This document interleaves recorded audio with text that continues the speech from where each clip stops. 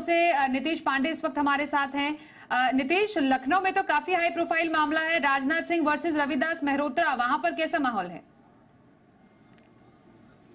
देखिए, माहौल तो आज बूथों पर भीड़ देखने को मिली है और रक्षा मंत्री राजनाथ सिंह यहाँ से मैदान में है। हमारे साथ दिनेश शर्मा जी हैं, तो पहली अपील जान लें। मैं तो मतदाताओं को कहूँगा कि अभी भी मतदान चल रहा है। ये लोकतंत्र का महापर्व है और इस महापर्व में मतदान आपके पूरे जीवन में एक जहाँ सदाचार लाता है, वहाँ लोकतंत्र के प्रति आस्था को बढ़ाता है।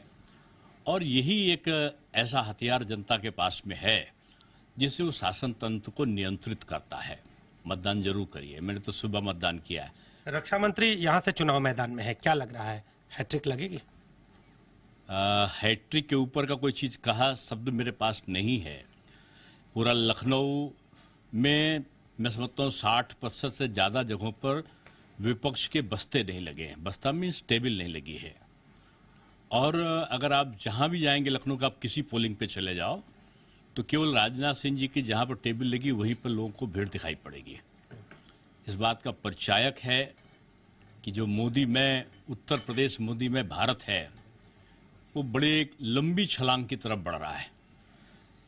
हम लोग बोलते थे कि चौथे चरण के बाद में बीजेपी एब्सोल्यूट मेजॉरिटी पा चुकी है। कि आज पांचवां चरण 400 की तरफ की जो भाजपा की विजय यात्रा है उसकी गति को बढ़ा रहा है।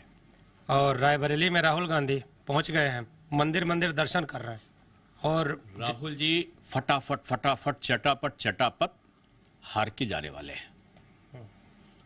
और वहां पर जो कहते हैं ना, डरो मत, डर के अमेठी से भाग के गए थे वायनाड में। फिर देखा वोटिंग भी वहां देखा कि वो हार सकते हैं, तो डर के वहां से भाग के फिर अमेठी आए थे।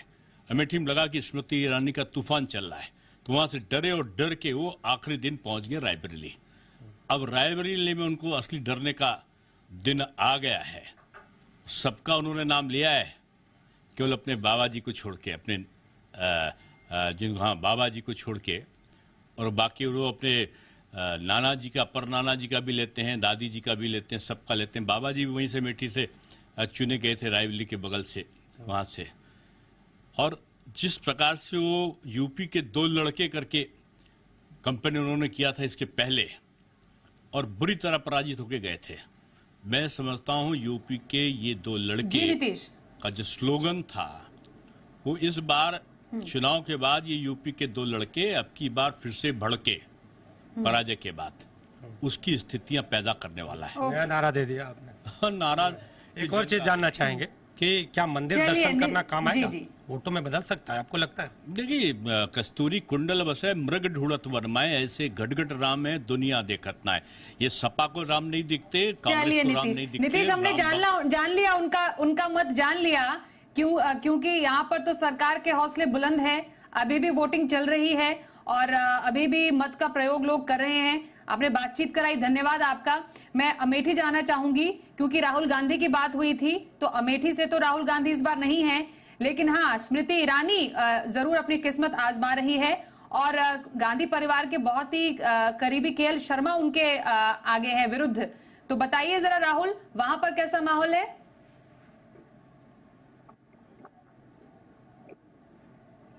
बिल्कुल, देखिए, अमेठी जो है कभी कांग्रेस की जाती थी, लेकिन उसे 2019 में स्मृति ईरानी ने हटा दिया था और उसके बाद से स्मृति ईरानी लगातार बनी रही।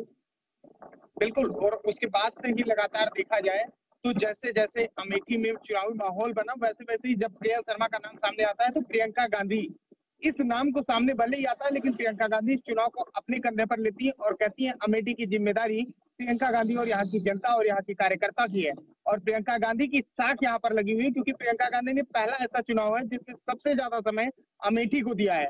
और वहीं सामने से स्मृति ईरानी है। स्मृति ईरानी ने यहाँ पर अपना मकान भी बनवा लिया है और यहीं से मतदान भी आज किया है।